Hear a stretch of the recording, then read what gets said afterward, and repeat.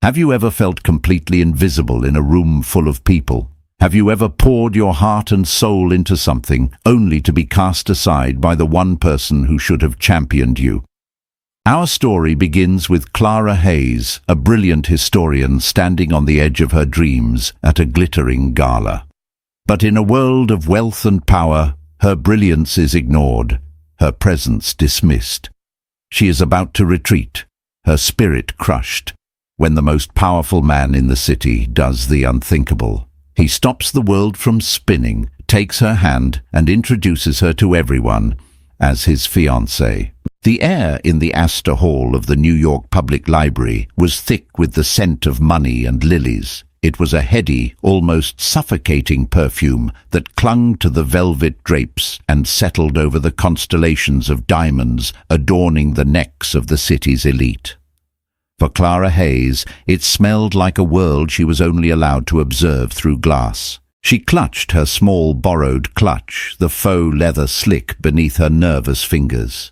Her dress, a simple navy silk sheath, had felt elegant in her small apartment.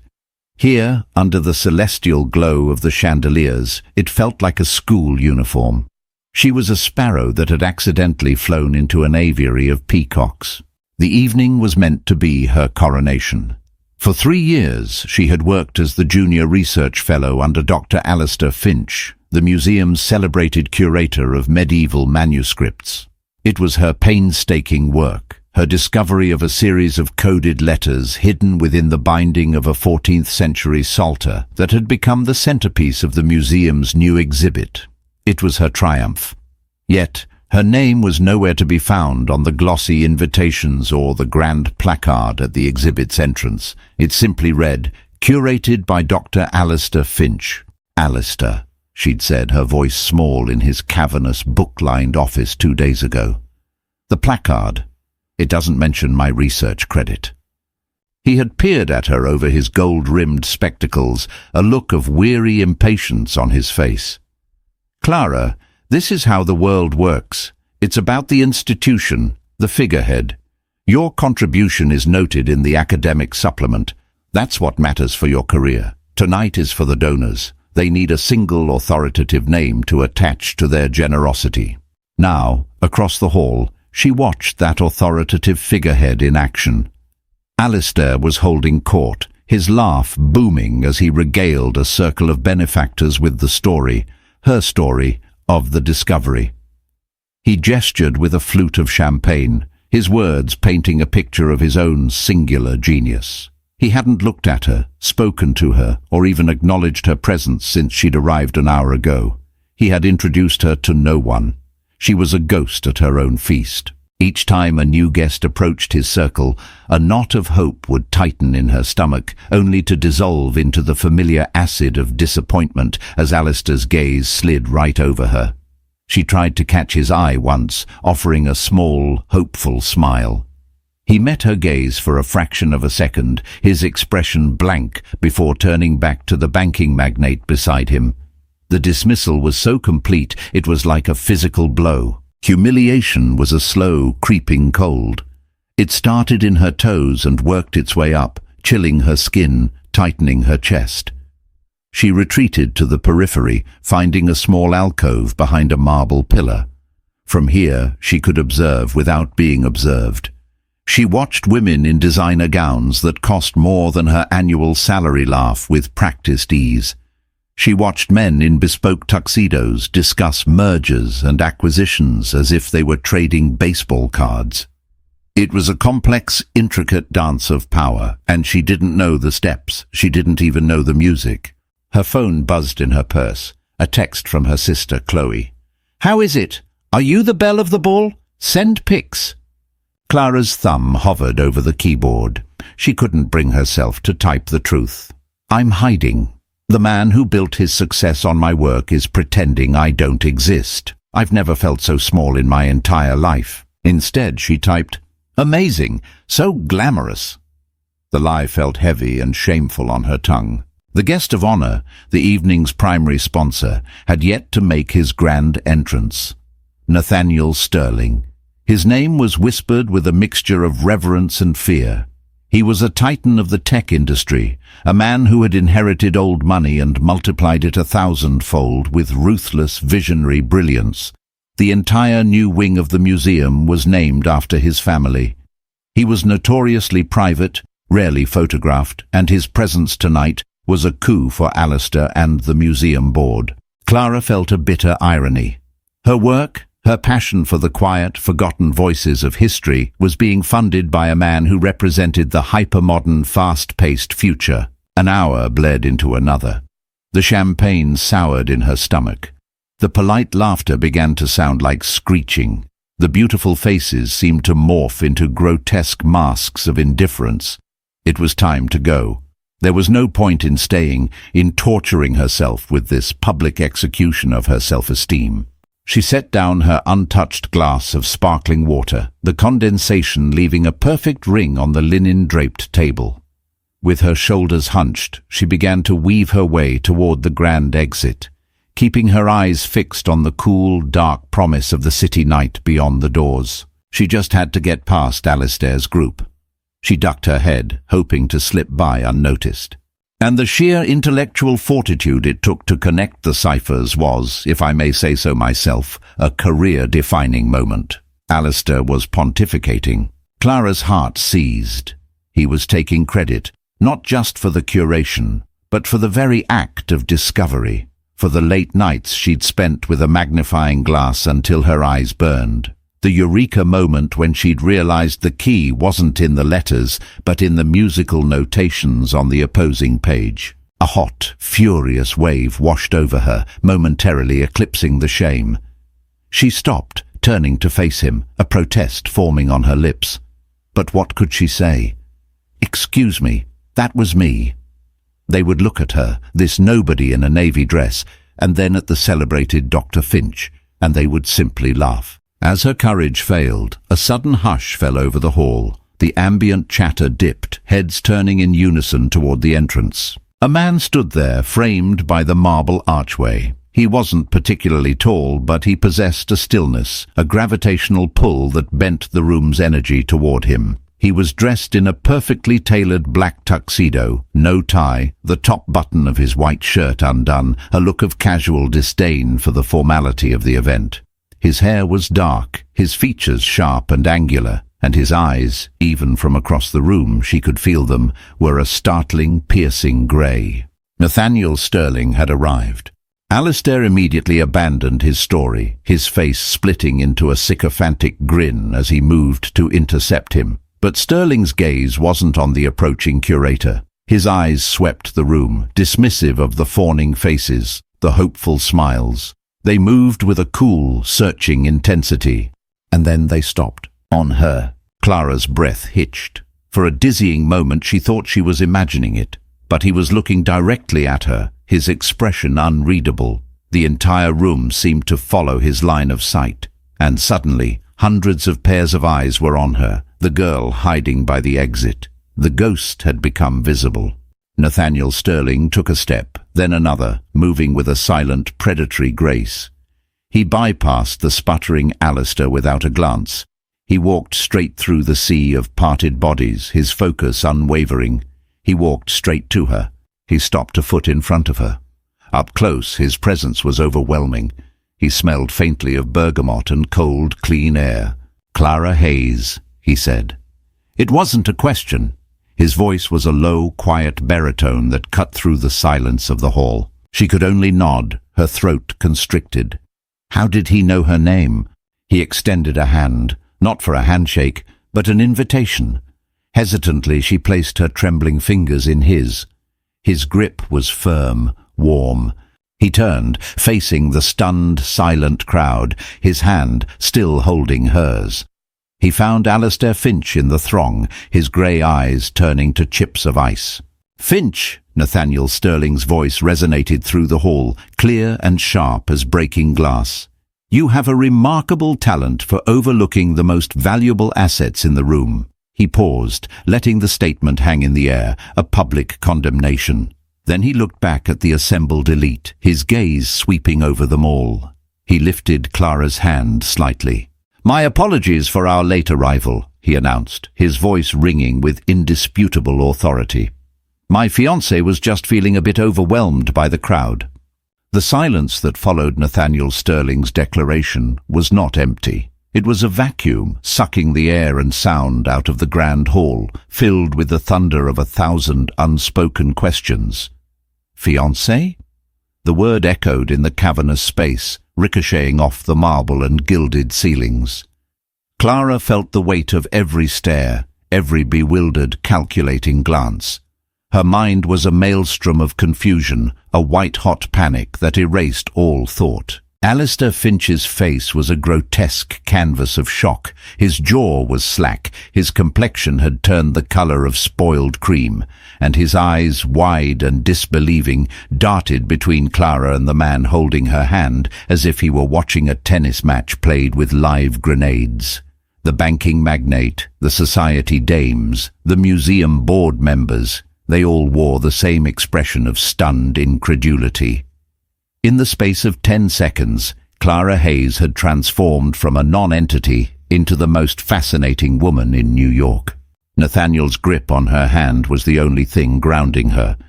It was a steady, warm anchor in a sea of chaos. He gave her a look so fleeting she might have imagined it, a brief, almost imperceptible nod of reassurance, as if to say, "Play along." Play along with what? This was insanity. But the alternative was to snatch her hand back, to stammer that this was all a mistake, and to cement her status as a hysterical, irrelevant fool in front of the most influential people in the city. The part of her that had been shrinking and hiding all night found a strange, defiant spark. She drew in a shaky breath, lifted her chin, and offered the stunned room a small, tremulous smile. Nathaniel seemed to approve. He turned his attention back to the crowd, his voice dropping to a more intimate, conversational tone that nonetheless carried to every corner. "Clara has been the intellectual driving force behind this exhibit. Her work on the Psalter is, frankly, revolutionary." He looked at Alistair again, a predatory smile touching his lips. "I'm sure you were just about to give her the public credit she so richly deserves. Weren't you, Alistair?" It was a checkmate. Alistair, cornered and publicly shamed, could only stammer, "Yes, of course, Nathaniel. Miss Hayes. Clara. Her contribution has been invaluable." The word sounded like sawdust in his mouth. The spell was broken. The room erupted into a low, buzzing murmur. People began to move, their orbits reconfiguring around this new sun. A line began to form, people who had looked through Clara an hour ago now desperate for an introduction. "Mr. Sterling, a delight to finally meet your other half. Miss Hayes, your work sounds simply fascinating." Nathaniel handled them with practiced surgical precision. He kept Clara close to his side, his hand resting lightly on the small of her back. The gesture felt both proprietary and protective. He fielded questions, deflected inquiries, and introduced her with a possessive pride that was so convincing she almost believed it herself. She murmured greetings, shook hands, and tried to keep her smile from looking like a grimace of terror. She was an actress thrust onto a stage without a script, in a play she didn't understand. After what felt like an eternity of this surreal performance, Nathaniel leaned in close, his lips brushing her ear. "We're leaving," he murmured, his voice a private current in the public stream. He nodded curtly to the chairman of the board, steering Clara away from the throng with an authority no one dared to question. They moved toward a private exit, the same one she had been so desperate to escape through moments before. As they passed Alistair, he looked utterly broken, a man who had seen his carefully constructed world crumble in an instant. There was no triumph in it for Clara, only a profound sense of dislocation. They emerged into the cool night air of a private courtyard. A sleek black car, so silent it seemed to absorb the sound around it, idled by the curb. A chauffeur in a dark suit opened the rear door. "Get in," Nathaniel said. It wasn't a request. Her paralysis finally broke. I don't understand. What is happening? Why did you do that?" His grey eyes met hers, and for the first time she saw something other than cool control. There was a flicker of something. Impatience. Urgency. "All of your questions will be answered, but not here." He gestured to the car. "Please, Miss Hayes, get in." Her instincts screamed at her to run, to thank him for whatever bizarre act of chivalry he'd performed and disappear back into her anonymous life. But another, more pragmatic voice pointed out that he had just single-handedly saved her from public humiliation and potentially salvaged her career from Alistair's predatory grasp. He had given her power, however illusory and temporary. She owed him an explanation, at the very least. Numbly, she slid onto the buttery leather seat. The interior of the car was like a sensory deprivation tank, silent, dark, and smelling of rich leather and ozone. Nathaniel got in beside her, and the door closed with a soft, definitive thud, sealing them off from the world. The car pulled away from the curb with a silent electric hum. They drove in silence for several minutes, the city lights sliding across the tinted windows in a hypnotic blur. Clara's heart was still hammering against her ribs. She stared at the man beside her, a silhouette in the dim light. "Who are you?" she finally whispered, the question feeling absurdly inadequate. He turned his head, and his face was illuminated by a passing streetlight. The sharp planes and angles seemed carved from granite. "You know who I am. I know your name. I don't understand why you know mine, or why you would lie to a room full of people like that." "It wasn't a lie," he said calmly. "It was a proposition." They pulled up to a towering skyscraper in Tribeca, a sleek monolith of glass and steel that seemed to pierce the clouds. A private elevator took them straight to the penthouse without a single stop. The doors opened directly into a living space that was larger than an entire floor of Clara's apartment building. The far wall was a sheet of glass, offering a breathtaking, godlike view of the entire city skyline. The furniture was minimalist, expensive and impersonal. It was less a home than a monument to success. Nathaniel walked to a bar carved from a single piece of black marble and poured 2 glasses of amber liquid. He handed one to her. Scotch. The fumes alone were intoxicating. "My company is on the verge of a merger," he began, his back to her as he stared out at the city. "A multi-billion-dollar deal with a Japanese tech consortium. The chairman, Mr. Tanaka, is a man of traditional values. He believes a man is not truly stable, not a sound investment, until he has a family, or is, at the very least, on the path to one." He turned to face her, his eyes intense. "For the last 6 months, my personal life has been tabloid fodder. A series of meaningless, high-profile dates that make me look frivolous, unstable. It's a liability. My board is nervous. Tanaka is hesitant." Clara stared at him, the pieces of the puzzle beginning to click into place, forming a picture she didn't like. "So you needed a fiancé." "I needed the right kind of fiancé," he corrected. "Not an actress, not a model, not another heiress. That would only feed the narrative. I needed someone intelligent, serious, respectable, someone completely outside of my world, someone unimpeachable." "And you chose me?" she asked, incredulous. "A random historian you've never met?" A faint, humorless smile touched his lips. "Nothing I do is random, Miss Hayes. I've been vetting candidates for weeks. My security team is exceptionally thorough." He took a sip of his scotch. "I know you graduated summa cum laude from Columbia. I know your doctoral thesis on Carolingian manuscript illumination won the Bainton Prize. I know you've been systematically undercredited and underpaid by Alistair Finch for 3 years. And I know he was about to use your discovery to secure a 7-figure donation from my own foundation, with no intention of ever giving you proper credit." The extent of his knowledge was terrifying. She felt like a specimen under a microscope, her life dissected and analyzed without her consent. "So this was what? A rescue?" she asked, a note of sarcasm creeping into her voice. "This was a convergence of interests," he said, his voice flat and businesslike. "I needed a credible fiancé. You needed a lifeline. I provided one. Now I'm offering a more permanent arrangement." He set his glass down. "Here is the proposition. For the next 6 months, you will play the part of my fiancée. You will attend events with me. You will be seen by the press. You will meet Mr. Tanaka. You will lend me your credibility. In return, I will provide you with things Alistair Finch never could." He began to list them off as if reciting a grocery list. "First, I will establish a private research foundation in your name with an endowment of $20 million.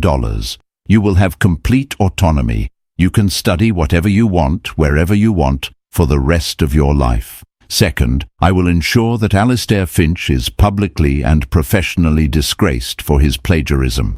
The truth of your work will be known to everyone. Third, I will give you this."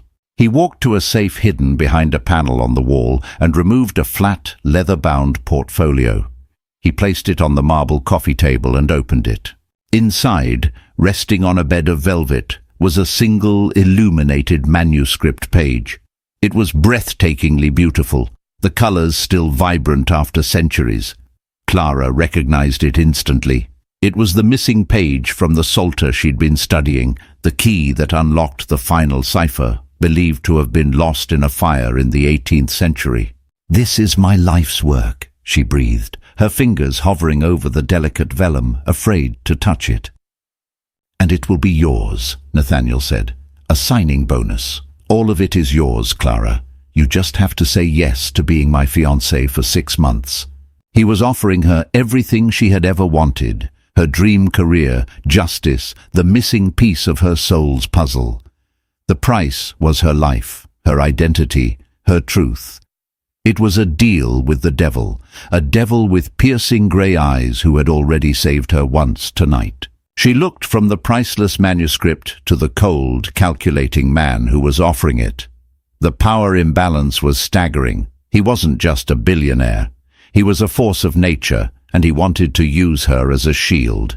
"And after 6 months?" she asked, her voice barely a whisper.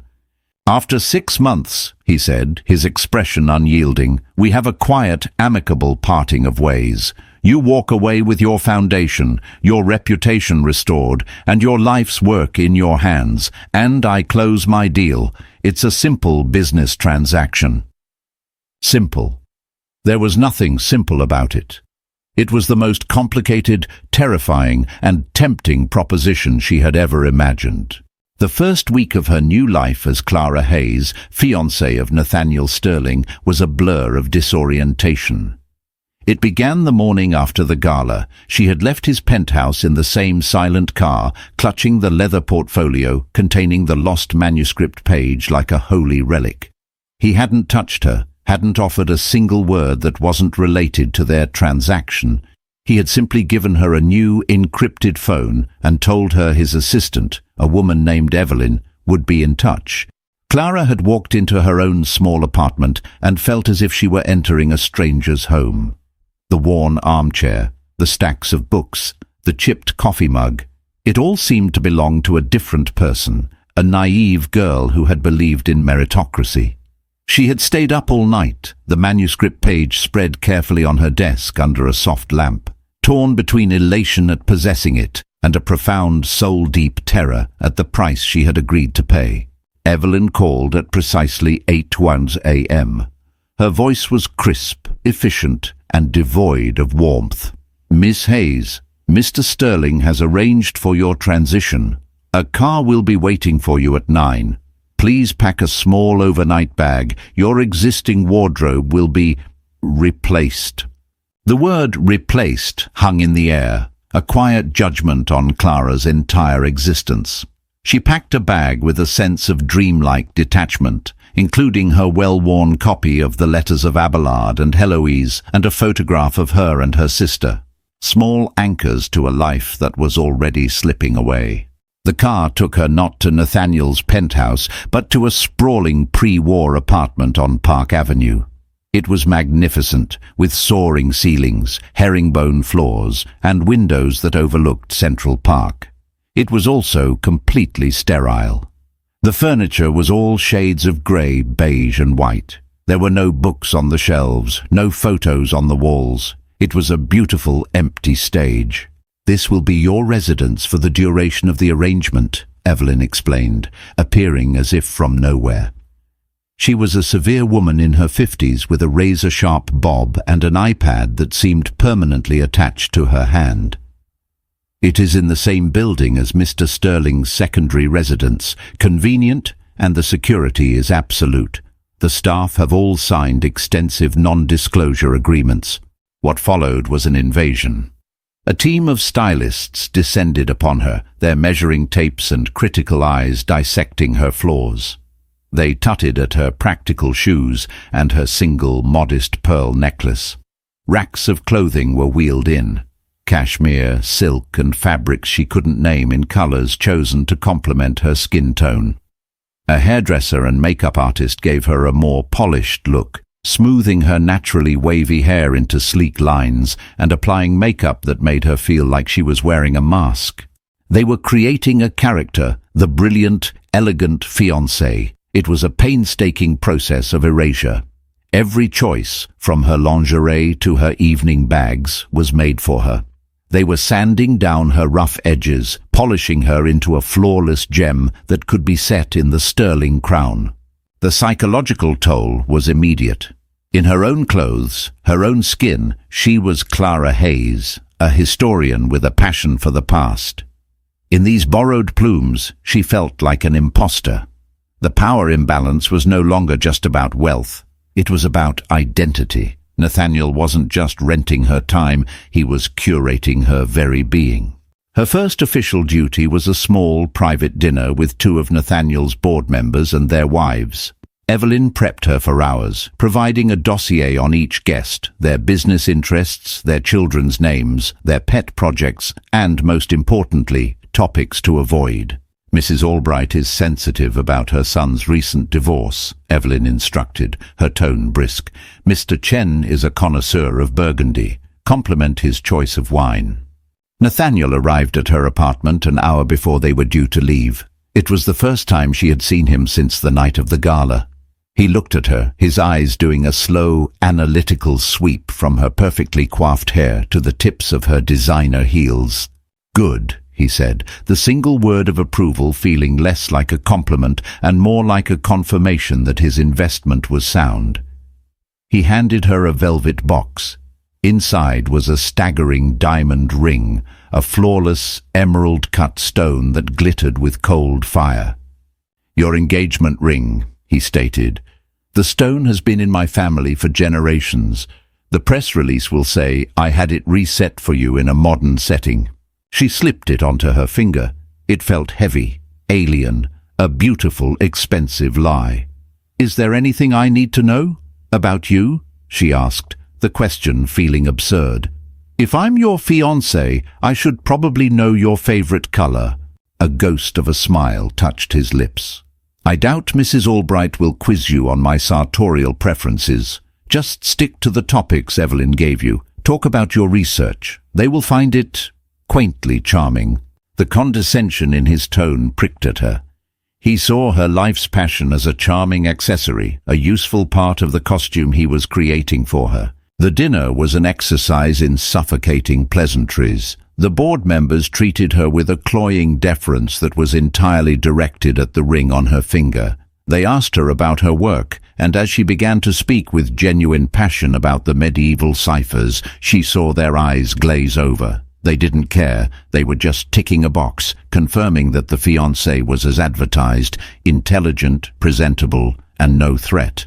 Nathaniel was a master performer. He would gently touch her arm when she spoke, steer the conversation back to her when it strayed, and look at her with a manufactured adoration that was chillingly convincing. He played the part of the devoted fiancé perfectly, but his eyes when they met hers were cool and unreadable.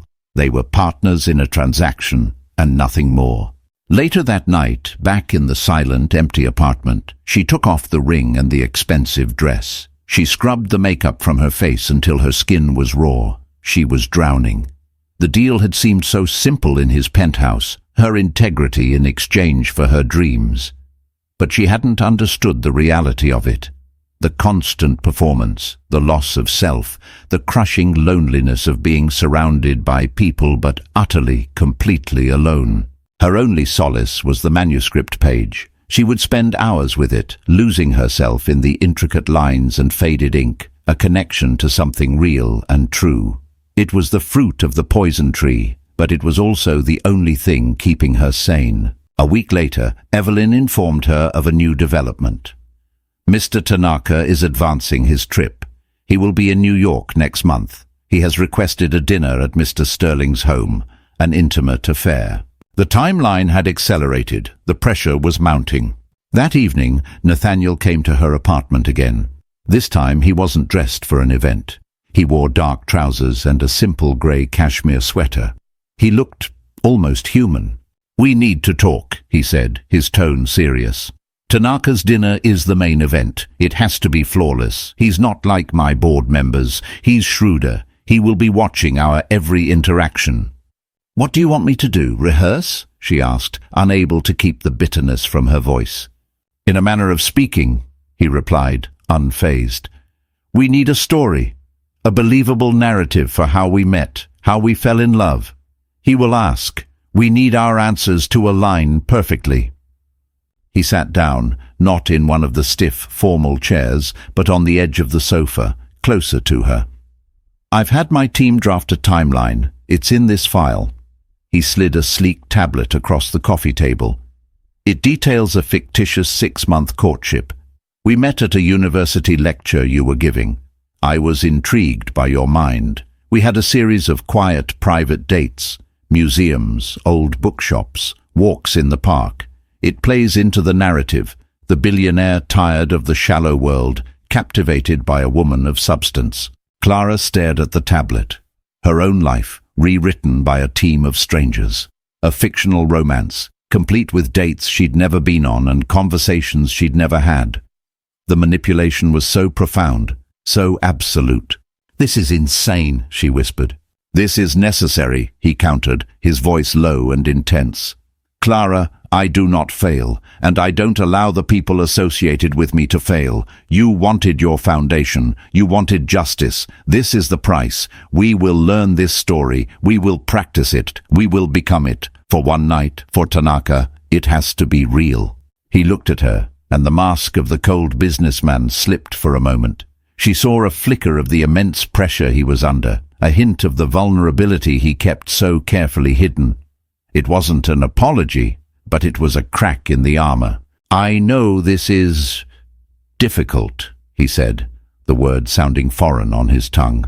"But Finch is already under investigation by the museum's ethics board based on an anonymous tip they received with irrefutable proof. The first part of my promise has been kept." He stood up to leave. "Read the file. Memorize it. I'll be back tomorrow. We'll start rehearsing." As the door closed behind him, Clara was left alone in the gilded cage, the tablet glowing in the dim light. He was a monster of control and manipulation, but he was also a man who kept his promises. She was his pawn, but he was also, strangely, her only ally. The psychological conflict was tearing her apart. To win her soul back, she first had to sell it completely. The rehearsals were excruciating. Nathaniel would come to her apartment every evening, and they would sit across from each other, reciting the fabricated details of their love story. It felt like studying for an exam, a cold and clinical memorization of lies. "Where was our third date?" he would quiz her, his grey eyes watching her for any hesitation. "The Frick collection," she'd answer automatically. "We discussed the brushwork in Holbein's portrait of Sir Thomas More. You said it reminded you of the ruthless efficiency of a well-written line of code." "And what did I give you on our 2-month anniversary?" "A first edition of Virginia Woolf's A Room of One's Own. You said it was because you admired my independence of mind."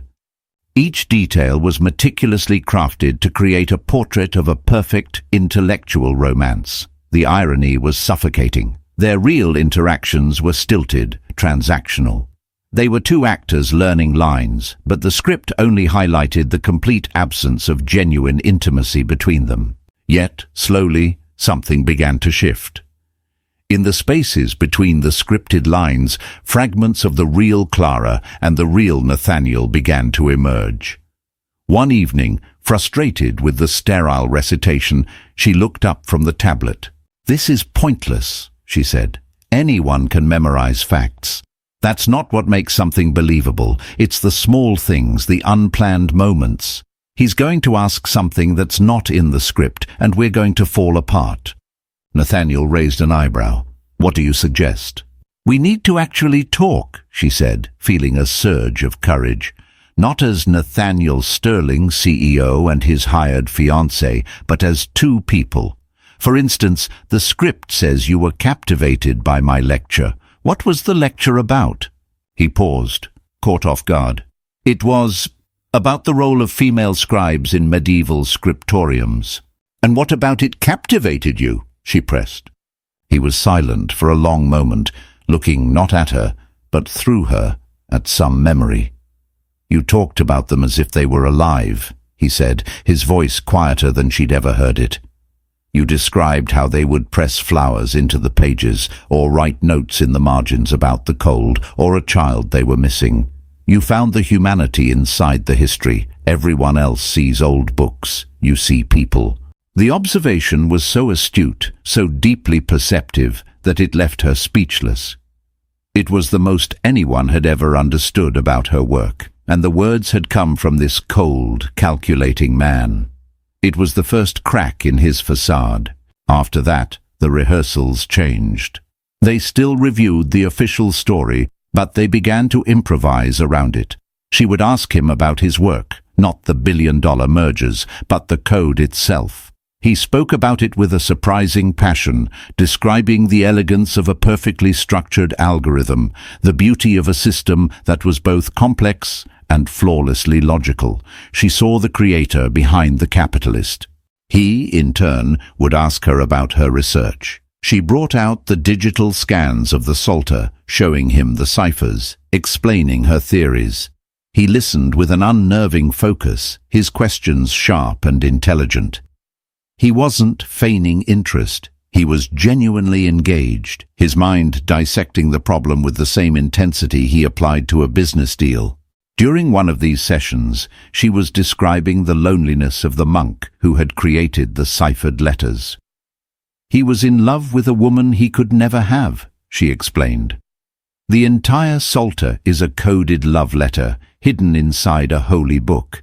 A lifetime of passion, all in invisible ink. A futile gesture, Nathaniel commented, his voice flat. I don't think so, she countered. He couldn't be with her, but he made sure their story would survive. He found a way to make something beautiful out of his pain. I don't think that's futile. I think it's a kind of victory.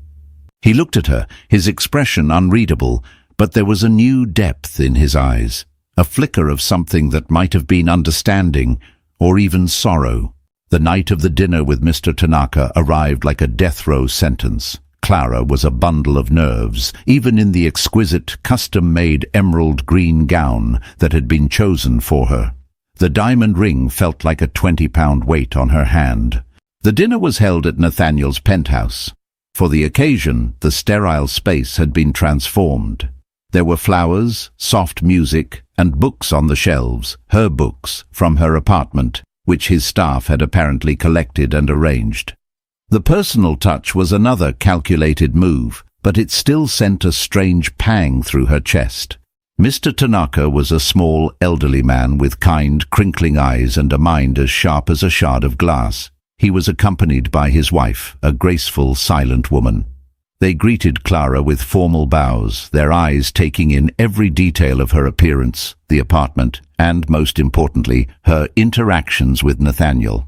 The evening was a masterclass in performance art. Nathaniel was charming, attentive, and utterly convincing. He and Clara moved around each other with a practiced ease, their hands brushing, their glances meeting at just the right moments. They told the story of their courtship, weaving the scripted facts with the genuine threads of conversation they had developed during their rehearsals. At one point, Mrs. Tanaka, speaking through a translator, asked Clara, "Mr. Sterling is a very powerful, very public man. Your world of books is so quiet. Are you not afraid of being lost in his shadow?" Clara felt a moment of panic. This wasn't in the script. She felt Nathaniel's eyes on her, his body tense. She thought of the gilded cage, the erasure of her identity. And then she thought of their late-night conversations, of the unexpected respect he had shown for her mind. "Mrs. Tanaka," Clara began, her voice steady. "Nathaniel's world is vast, it's true, but my world is just as vast. It stretches back 1,000 years. It's filled with kings and queens, poets and scribes. In my world, I am the one with the power to bring lost voices back to life." She smiled, a genuine, confident smile. "Nathaniel doesn't cast a shadow. He is fascinated by the light my world casts on his." Out of the corner of her eye, she saw a look of pure, unadulterated surprise on Nathaniel's face. It was quickly masked, but she had seen it.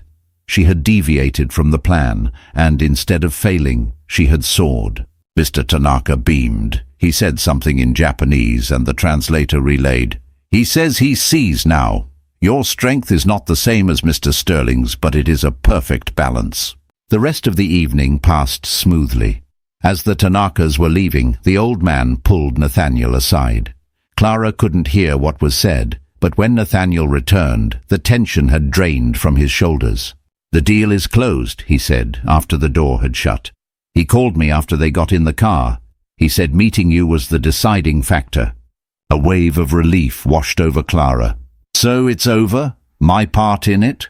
"Yes," he said. He walked to the bar and poured 2 glasses of scotch. He handed one to her. "You were remarkable tonight, Clara, more than I expected."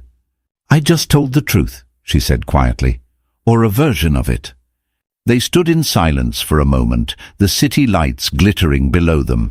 The transaction was complete.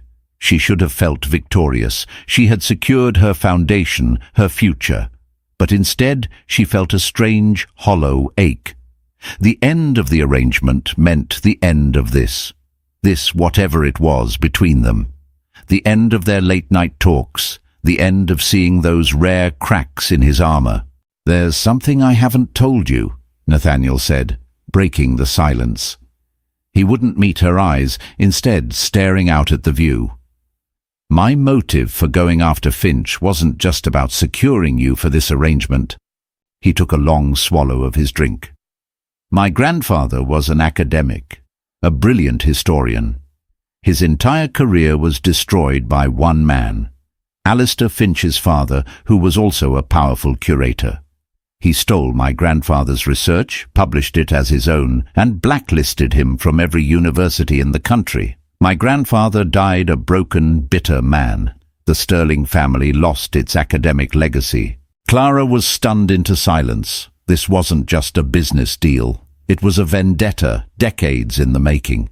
"Your research," he continued, his voice tight with controlled emotion. "The ciphers in the Psalter, they didn't just expose Finch. They proved the foundation of the theory that my grandfather was ruined for defending. By destroying Alistair, you weren't just getting justice for yourself, you were vindicating him." Suddenly, everything made sense. His obsessive knowledge of her work, the cold fury he directed at Alistair, the almost personal satisfaction he took in the man's downfall. She hadn't been a random pawn. She had been a very specific, very carefully chosen weapon. The revelation was devastating. She looked at him, at this man who had meticulously planned every move, who had used her passion and her pain as tools to settle a generational score. The fledgling sense of connection, of partnership, she had started to feel curdled into a cold, hard knot of betrayal. "All of it," she whispered, her voice shaking. "Our conversations, your interest in my work, was all of it just part of your revenge plot?" He finally turned to face her, and his eyes were filled with a conflict she had never seen before. The cool, controlled CEO was gone, replaced by someone raw and exposed. "At first," he said, his voice ragged, "yes. But somewhere along the way, he trailed off, unable or unwilling to finish the sentence. But it was too late. The trust, as fragile and tentative as it had been, was shattered. She had been used, not just as a fake fiancée, but as an instrument of a vengeance she knew nothing about. She had thought she was playing a part in his story, but she had just been a ghost in another man's history all along. The penthouse, which had moments before felt like a stage for their shared victory, now felt like a prison cell. The air crackled with the fallout from his confession. Betrayal was a bitter, metallic taste in her mouth. She had allowed herself to see the man behind the monster, to believe there was a glimmer of genuine connection forming in the crucible of their lies. Now she saw that too had been a manipulation. "You used me," she said, the words flat and heavy, stripped of all emotion. Every moment, every conversation, it was all a means to an end. My humiliation at the gala, my career, my life's work, they were just convenient leverage for your family's vendetta. "It wasn't like that," he started, taking a step toward her. "Not entirely." "Don't!" she snapped, holding up a hand. The fire was returning to her veins, chasing out the cold shock. "Don't you dare try to soften this. You talk about the elegance of a perfectly structured algorithm. That's what I was to you, a variable in your equation for revenge. You vetted me, you studied me, you found my exact price, and you bought me." The truth of her own words hit her with the force of a physical blow. She had traded her integrity for a foundation and a manuscript. She had made a deal, and he had simply been the shrewder negotiator. The shame was suffocating. "The arrangement is over," she said, her voice regaining its strength. "You have your deal with Tanaka. I've held up my end of the bargain." She slipped the massive diamond ring off her finger and placed it on the marble bar with a sharp click. The sound was one of finality. "I'll have my things moved out of the apartment tomorrow." A flicker of something, was it panic, crossed his face. "Clara, wait. We need to discuss the dissolution. It has to be handled carefully. A quiet, amicable separation in a few months, just as we planned." "No," she said, her voice dangerously quiet. "The plan has changed. Your plan. I'm done being a character in your story. You can have your PR team invent whatever narrative you want for our breakup. I don't care, but I am finished." She saw the conflict warring in his eyes. The cold-blooded strategist was battling with something else, something he didn't have a name for. "My grandfather," he began, as if that explained everything. "Your grandfather deserved justice," she cut in, her voice softening for a moment before hardening again. "But you don't get to use his memory as an excuse to become a monster yourself. You talk about Finch's father stealing a legacy. What do you think you've been doing to me for the past month? You've been trying to steal my agency, my identity, my very self, and reshape it for your own purposes. You are more like them than you realize." That struck a nerve. A muscle tightened in his jaw. He had built his life on being the antithesis of the men who had wronged his family, and she had just held up a mirror to him. Without another word, she turned and walked toward the elevator. Her legs felt unsteady, but her spine was rigid. She had never felt so broken and so powerful at the same time. "The foundation," he called after her, his voice strained. "The manuscript page. The deal stands." She paused with her hand on the button, but didn't turn around. "I know it does. You always honor your transactions." She pressed the button, and the elevator doors slid open with a soft chime. "It just turns out the cost was higher than I thought."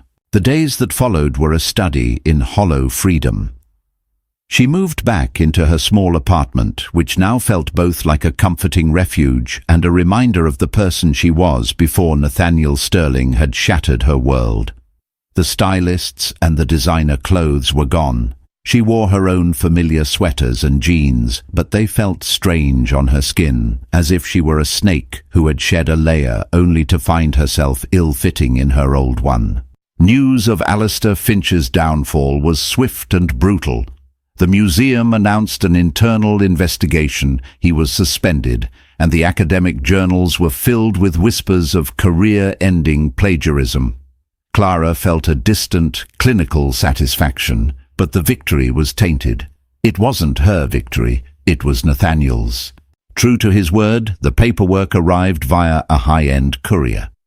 Legal documents establishing the Hayes Foundation for Manuscript Studies with a board of trustees she was to appoint, and an endowment that made her dizzy.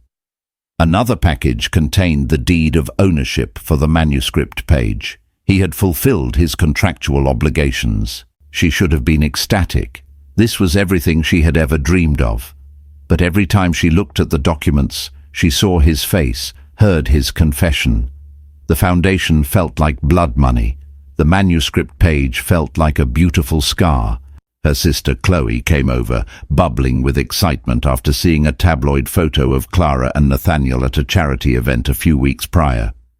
"I can't believe you didn't tell me. You're engaged to Nathaniel Sterling, and now you're not. What is going on, Clara?" Clara couldn't tell her the truth. The non-disclosure agreement she'd signed was ironclad, but more than that, she couldn't bear to voice the humiliation of the arrangement. "It was a whirlwind," she said, the lie tasting like ash. "We just weren't right for each other." Chloe looked at her, her expression full of sisterly concern. "You seem different, sadder. I thought this would be your happy ending." "There aren't always happy endings, Chloe," Clara replied, her voice weary. "Sometimes there are just endings." Clara tried to throw herself into her work. She began drafting the charter for her foundation, planning research trips, sketching out the framework for her first major project, a full-scale digital humanities project on the Psalter. But the joy was gone. The passion that had once consumed her now felt like a flickering ember. The ghost of Nathaniel Sterling and her own complicity haunted every page. He had given her the keys to the kingdom, but he had poisoned the well. One rainy afternoon, a month after she'd walked out of his life, there was a knock on her apartment door. She wasn't expecting anyone. She opened it to find him standing there, dripping wet, without a chauffeur or a bodyguard in sight. He wore a simple dark coat over jeans, a far cry from the billionaire in the bespoke suit. He looked tired, lost. "What do you want, Nathaniel?" she asked, her voice flat. She made no move to let him in. "I came to—" he started, then stopped, as if the words were failing him. He, the man who commanded boardrooms and moved markets, couldn't seem to articulate a simple thought. "The foundation. Have you appointed a board?" "I'm working on it," she said coolly. "And the manuscript?" "It's safe." An awkward, heavy silence fell between them, filled only by the sound of the rain against the window. "That's not why I'm here," he finally admitted, his gaze dropping to the floor before meeting hers again. His eyes were raw, stripped of their usual defenses. "You were right. About me. About what I became." He took a deep breath.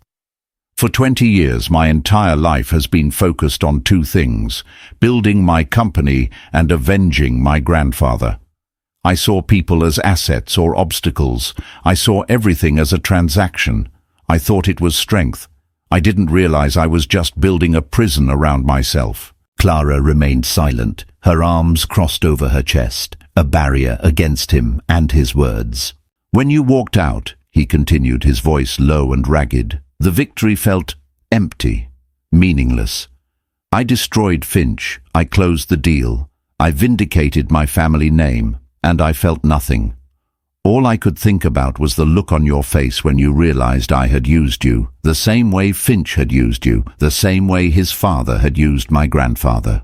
He looked at her, and for the first time, she didn't see a billionaire or a manipulator. She saw a man drowning in the consequences of his own choices. "I don't know how to fix it, Clara," he said, his voice cracking with an emotion she never thought him capable of. "I don't know if it can be fixed. I just know that the world I built for myself is worthless without the things you talked about. Humanity, connection, making something beautiful out of the pain. I don't know how to do that." He wasn't making a proposition. He wasn't offering a deal. He was just confessing. It was the most honest, vulnerable, and real he had ever been with her. The weapon was laying down his arms, not in surrender, but in a plea for help. Clara looked at the man standing in her doorway, soaked, stripped of his usual arrogance, and utterly lost. Every instinct for self-preservation screamed at her to close the door. He was dangerous. His world was a labyrinth of power plays and hidden motives, and she had barely escaped with her sense of self intact. To let him back in, even an inch, was to risk it all over again. But the historian in her, the part of her that searched for the humanity in faded ink and forgotten lives, saw something else. She saw a man reckoning with his own history, with the ghost of his grandfather and the corrosive legacy of revenge. He had built an empire, but he had hollowed himself out in the process. He had come to her, not with a plan or a proposition, but with the rubble of his own making. "Why are you telling me this?" she asked, her voice softer than she intended. "What do you expect me to do?" "Nothing," he said, shaking his head. "I don't expect anything. I thought you deserved to hear it. An explanation that wasn't part of a negotiation." He ran a hand through his wet hair, a gesture of profound weariness. "I've spent my life surrounded by people who want something from me. My money, my power, my name. You're the only person who ever walked away from it." His words struck a chord deep within her. In walking away, she had inadvertently shifted the power dynamic. She was no longer the pawn. She was the one thing his billions couldn't buy. Someone who had seen the real him, flaws and all, and had judged him on the content of his character, not the size of his bank account. With a sigh that seemed to carry the weight of the last 2 months, she stepped aside. "Come in. You're dripping all over the hallway." He entered her apartment, looking around as if seeing it for the first time. In contrast to his own stark, minimalist spaces, her home was filled with controlled chaos. Books stacked on every surface, maps pinned to a corkboard, the scent of old paper and brewing tea. It was a space dedicated to thought, to history, to life. He looked profoundly out of place, a sleek grey wolf in a cozy rabbit warren. She handed him a towel. "Tea?" He nodded, a look of surprise on his face, as if he'd been prepared for a fight and was disarmed by the simple offer of hospitality. As she busied herself in the small kitchen, she could feel his eyes on her, watching her every move. The silence was different now. It wasn't the tense, strategic silence of their rehearsals. It was a fragile, uncertain quiet. She brought 2 mugs of tea to the small table by the window. They sat, the rising steam creating a misty veil between them. "The foundation," she said, breaking the silence. "I can't accept it, not as it is." He looked up, his expression guarded. "It's a legally binding gift. It's yours." "I know, but it feels tainted," she admitted. "It's the product of a lie, of your revenge. If I'm going to do this, it has to be on my own terms. Clean." He frowned, not in anger, but in confusion. "What does that mean?" "It means I'm giving the money back," she said, her heart pounding at the audacity of her own words. "All of it. We're going to dissolve the foundation you created." His jaw tightened. "That's insane. That's $20 million. It's your dream." "It was my dream," she corrected gently, "but a dream built on a rotten foundation will eventually collapse. I can't spend the rest of my life building a legacy on your lies, Nathaniel. It would be a cage, just a different kind from the one on Park Avenue." She saw him wrestling with her logic, his transactional mind unable to process an act that was so completely counter to self-interest. "I don't understand," he said. "You came here and talked about making something beautiful out of pain," she reminded him. "That's what I'm going to do, but I have to do it my way. I'm going to write a new proposal for the Salter project, a clean one. I'm going to submit it to the Sterling Family Foundation, the legitimate one, the one your name is on, and it will be judged on its merits, not on me, not on you, not on any backroom deal." She leaned forward, her eyes locking with his. It will be a formal grant application. It will go through the proper channels. Your board will review it. And if they decide it's worthy of funding, then I will accept. And it will be a real victory, mine, untainted. It was a monumental gamble. She was betting her entire future on the slim hope that his foundation's board was more than just a rubber stamp for his whims, and that her work could stand on its own, without his thumb on the scale. She was handing all the power back, but this time it was a choice. Nathaniel stared at her, a slow, dawning realization spreading across his face. She wasn't rejecting him or his money. She was rejecting the way it had been given. She was demanding a reset, a chance to start again, not as conspirators, but as equals. She was offering him a path to do things the right way, a path to redemption. "They will say no," he said, his voice quiet. "Without my influence, the board is conservative. They prefer funding hospital wings to dusty books." "Then they say no," she replied with a shrug, though the thought terrified her. "And I'll find another way. I'll apply for other grants. I'll start smaller. It might take me 20 years, but it will be mine. My integrity is not for sale, Nathaniel. I thought it was for a moment. I will never make that mistake again." He was silent for a long time, his gaze fixed on the rain-streaked window. She had just dismantled his entire worldview. He solved problems with money and power. She was insisting on a solution that involved process, merit, and a high probability of failure. Finally, he looked back at her, and the conflict in his eyes had been replaced by a reluctant, grudging respect. It was a look that held more genuine feeling than all the manufactured adoration he had shown her during their charade. "All right," he said, his voice raspy. "Submit your proposal. I will instruct my assistant to ensure it is passed to the board. But I will not interfere. I will not speak to them about it. I will not influence their decision in any way." He gave her a wry, sad smile. "You will almost certainly fail." "Probably," she agreed, a small smile touching her own lips for the first time. "But it will be an honest failure, and that's better than a corrupt victory." He stood up, placing his empty mug in the sink. The brief, fragile moment of connection was over. They were back to being two separate people from two different worlds. At the door he paused. "Clara." "Yes?" "Thank you," he said simply. The words were quiet, but they carried the weight of a lifetime of unspoken truths. After he left, Clara stood in her quiet apartment, the scent of his rain-soaked coat still lingering in the air. She felt terrified and exhilarated. She had just willingly thrown away a fortune, a guaranteed future for a principal. She had refused the ending he had written for her, and had chosen to face an unwritten page, with no idea what the next chapter would hold. It was the most reckless and the most liberating decision of her life. The weeks that followed were a quiet, grueling battle. Clara poured every ounce of her energy into the grant proposal. It became her singular focus, a way to channel her anxiety into productive work. She worked from dawn until long after midnight, her small apartment transformed into a command center.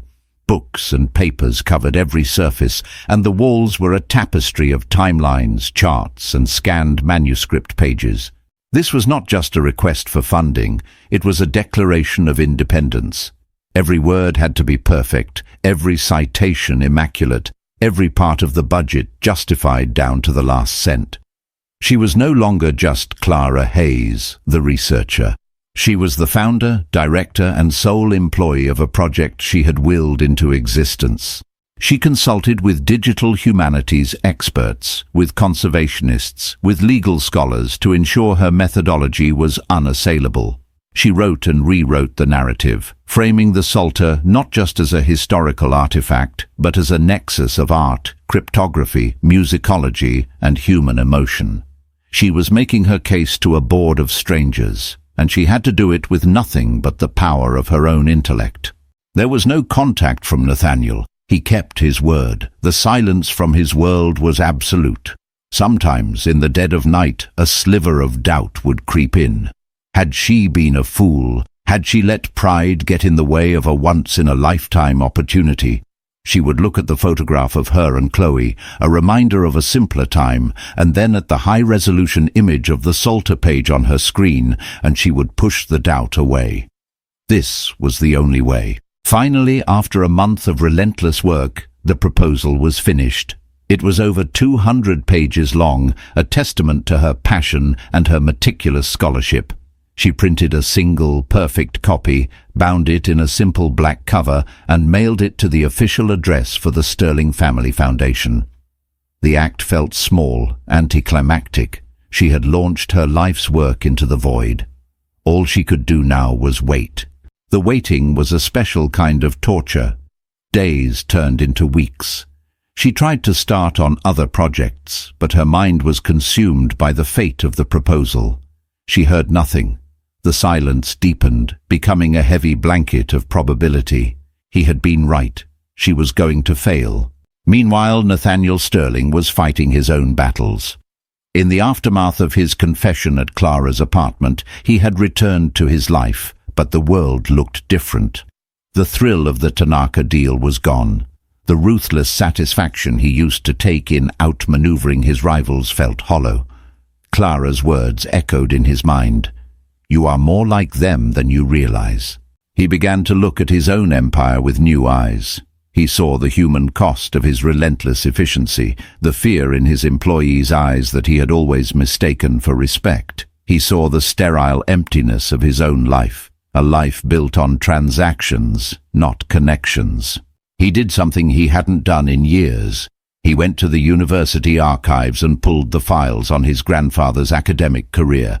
He read the letters, the accusations, the desperate failed appeals. He saw the slow, painful dismantling of a good man's life. And for the first time, he didn't just feel the cold fire of vengeance. He felt the profound human tragedy of it. He understood what Clara meant when she said she saw people, not just history. When Clara's proposal arrived at the foundation, it was, as he predicted, met with skepticism. The executive summary was passed to him by his assistant, Evelyn, with a dismissive note. Another academic vanity project. The board will reject it in committee. The old Nathaniel would have agreed. The old Nathaniel might have even felt a grim satisfaction at being proven right. But he looked at the title, The Argon Salter, a digital reconstruction and cryptographic analysis, and he saw Clara. He saw her passion, her integrity. He saw the woman who had thrown $20 million back in his face for a principle. He had promised not to interfere, and he wouldn't. He would not call the board members. He would not tell them to approve it. But there was nothing in his promise that said he couldn't ensure they gave it a fair hearing. He called the foundation's director. "The Hayes proposal," he said, his voice cold and authoritative. "I want it presented at the full board meeting next month. Not in committee, the full board, and I want the applicant to present it in person." There was a stunned silence on the other end of the line. "Mr. Sterling, that is highly unusual for a first-time applicant." "Make it happen," Nathaniel said, and hung up. It was a power play, yes, but he wasn't dictating the outcome. He was just opening the door. Clara would have to walk through it herself. A week later, a formal cream-colored envelope arrived at Clara's apartment. Her hands trembled as she opened it. It was an invitation to present her proposal to the full board of the Sterling Family Foundation in 2 weeks' time. The terror was immediate and overwhelming, but it was quickly followed by a surge of adrenaline. This was her chance. A single hour to make her case. She spent the next 2 weeks preparing, rehearsing her presentation until she could do it in her sleep. She was not just arguing for a grant. She was arguing for the value of her entire world, the world of quiet study, of historical empathy, of finding meaning in the whispers of the past. The day of the presentation, she chose her outfit with care. Not the designer armor from her time as his fiancée, but her own clothes, a simple, well-tailored grey dress, her modest pearl necklace. It was the uniform of a scholar, not a socialite. It was who she was. The boardroom was an intimidating cathedral of dark wood and polished steel on the top floor of Nathaniel's corporate headquarters. The board consisted of 12 people, men and women with powerful, impassive faces, and at the head of the long table, silent and unreadable, sat Nathaniel. He gave her a single brief nod as she entered, nothing more. Her heart hammered against her ribs, but as she set up her laptop, a strange calm settled over her. She looked at the faces staring at her, people who dealt in billions of dollars and global markets, and she realized she had something they didn't. She had a story. She began to speak. She didn't just present data and budgets. She told them the story of the lonely monk. She showed them the hidden notes, the pressed flowers. She made them see the humanity trapped in the vellum. She explained how the digital project wouldn't just preserve an old book, but would create a new way for people to connect with the past, to understand the timelessness of love, loss, and hope. She spoke with a passion that filled the sterile room with warmth and life. When she finished, there was silence. The board members looked at each other, their impassive masks cracking slightly. She had reached them. The chairman, a stern-looking man named Robert Albright, the same man from the disastrous dinner party, cleared his throat. "Miss Hayes, your passion is evident, but this foundation has a mandate toward projects with a wide, tangible impact. Medical research, educational infrastructure. How can you justify a multi-million-dollar investment in a single medieval book?" It was the kill-shot question, the one she had been dreading. Before she could answer, Nathaniel spoke for the first time, his voice quiet but resonant. "Robert," he said, his eyes not on Clara but on the chairman. "This company, this building, this foundation, it's all built on a single idea. That innovation is the engine of progress. We invest millions in code that will be obsolete in 5 years. We fund buildings that will one day crumble." He paused, and his gaze shifted to Clara, a look of profound, open respect in his eyes. "Miss Hayes is proposing something different. She's working with technology that is 700 years old and is still speaking to us. She is not just preserving the past. She is investing in the things that are timeless: empathy, art, the human story. What is the tangible impact of that? I don't know. But I would suggest that a foundation that has forgotten the value of those things has lost its way." He leaned back in his chair. "The decision is yours." It was the most eloquent, powerful defense she could have ever imagined. He hadn't told them what to do. He had simply reminded them of who they were supposed to be. He had used his power not to force their hand, but to guide their conscience. The vote was taken. It was 7-5. The proposal was approved. The aftermath of the board meeting was a quiet revolution. The news of the grant sent a ripple through the academic community. Suddenly, Clara Hayes was no longer the disgraced Dr. Finch's overlooked assistant. She was the director of the most innovative manuscript project in the country, a scholar with a vision and the resources to make it a reality. She leased a modest office space near Columbia University, a sunlit room that she quickly filled with books, computers, and a large whiteboard that was soon covered in her sprawling notes. She hired a small, brilliant team: a data scientist, a paleography expert, and a graduate student with a knack for coding. The Hayes Foundation was real. It was hers, and it was built on a foundation of truth. She and Nathaniel did not see each other. There was an unspoken agreement that for her work to be truly independent, there had to be distance, but the nature of the silence between them had changed. It was no longer the tense, transactional silence of their arrangement, nor the wounded, angry silence of its aftermath. It was a silence of respect, of two people giving each other the space to rebuild.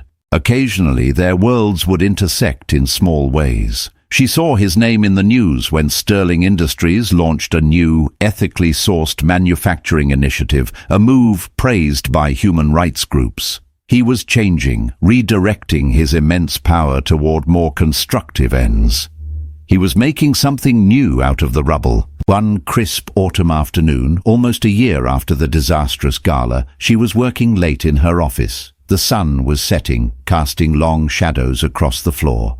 There was a soft knock on her door. It was Nathaniel. He was dressed simply in a dark sweater and trousers, holding a long, flat package wrapped in brown paper. "I was in the neighborhood," he said, a small, almost shy smile on his face. "I hope I'm not interrupting." "Nathaniel," she said, her surprise genuine and warm. "Come in."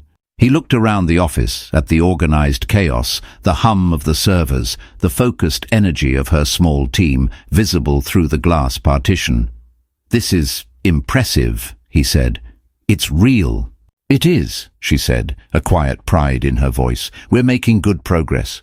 We broke the last of the ciphers last week." "I read the article in the Times," he said. "Congratulations." The awkwardness that had defined so many of their early encounters was gone. In its place was an easy, comfortable quiet. They were no longer the billionaire and the historian, the puppet master and the pawn. They were just a man and a woman who had been through a fire together and had come out changed on the other side. "I brought you something," he said, holding out the package. "A housewarming gift of sorts, for the foundation." She took it, her curiosity piqued. She carefully unwrapped the paper. It was a framed document, but it wasn't a rare manuscript or an expensive piece of art. It was a simple, typewritten page, yellowed with age. A letter. She read the first few lines, and her breath caught in her throat. It was a letter from Nathaniel's grandfather, written to the university president a year after his dismissal, pleading his case one last time.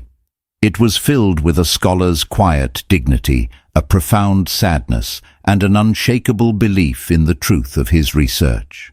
"Where did you get this?" she whispered, her eyes misty. "It was in his files," Nathaniel said, his voice soft. I thought it belonged here, a reminder of why this all matters.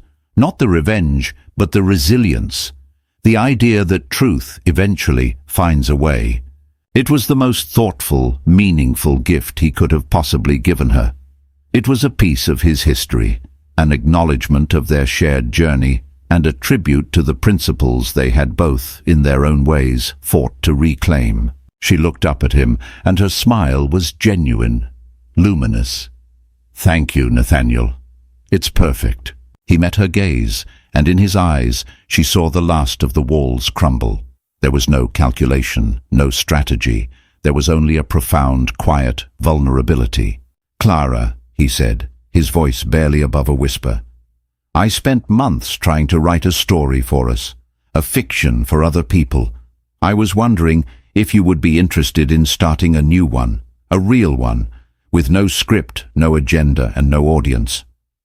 He wasn't offering a deal. He was asking a question. The power was balanced. The page was blank.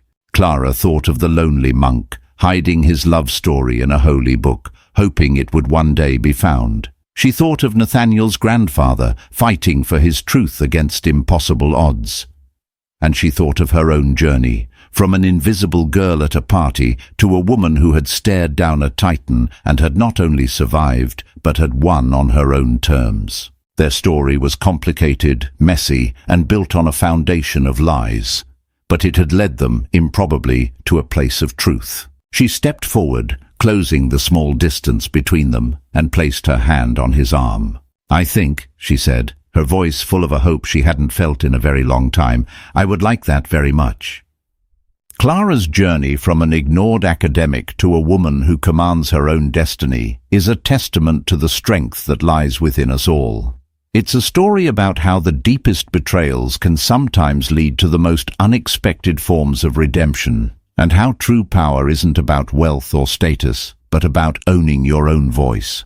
If this story of betrayal, power, and finding your own truth resonated with you, please hit that like button to let us know. Share it with someone who loves a story of emotional depth and dramatic twists.